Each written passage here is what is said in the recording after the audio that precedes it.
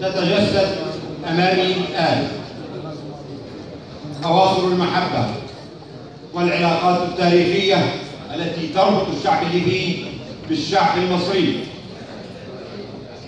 أجدادنا كانت لهم وقفات تاريخية دشنها التاريخ في الوقوف إلى جانب أشقائهم أبناء الشعب الليبي أثناء اجتياح القوات الإيطالية بتراب ليبيا الطاهر.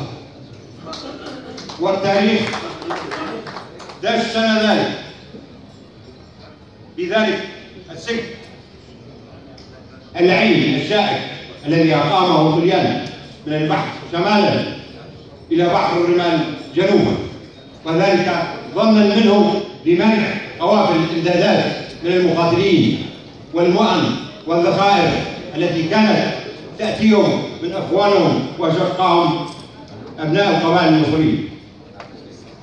هذه حقيقة تاريخية لا يستطيع أحد إنكارها.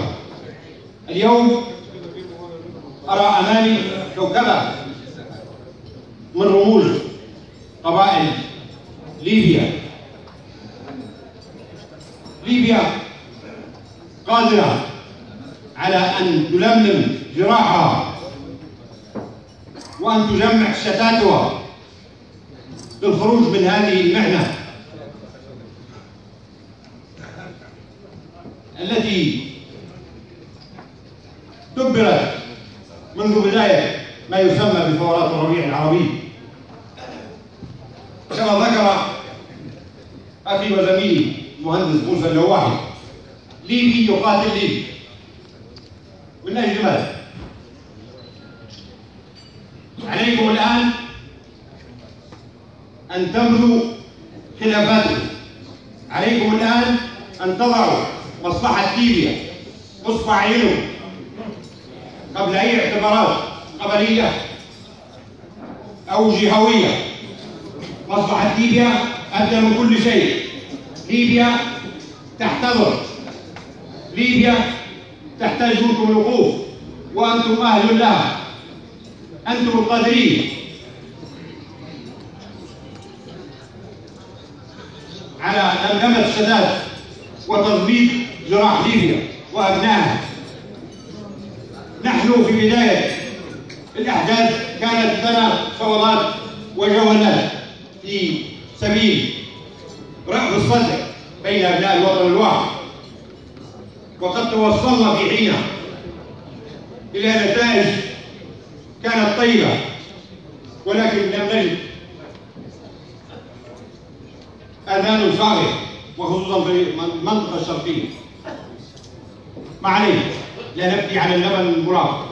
نحن أبناء اليوم، عليكم مسؤولية جسيمة في رقابكم جميعا، أن تملكوا خلافاتكم وأن تتوحدوا بلملمة الشتات والعمل على إرجاع المهجرين إلى ديارهم سواء في داخل ليبيا أو من خارج ليبيا. وكلنا ثقة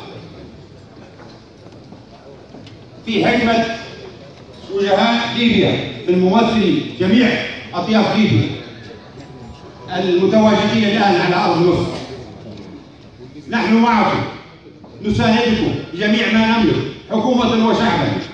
ورسالة من هذا المنبر للسيد الرئيس عبد الفتاح السيسي لأن يبذل قصارى جهده في دعم هذا الحراك الشعبي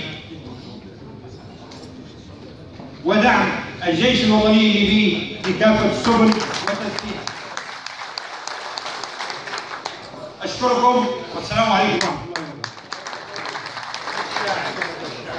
شكرا للعمدة مهدي القطعاني عمدة السلوم. فقط إيضاح بسيط أود أن أذكره لحضراتكم، إنه ما يجري على أرض ليبيا هو نتاج عمل إرهابيين قادمين من مختلف دول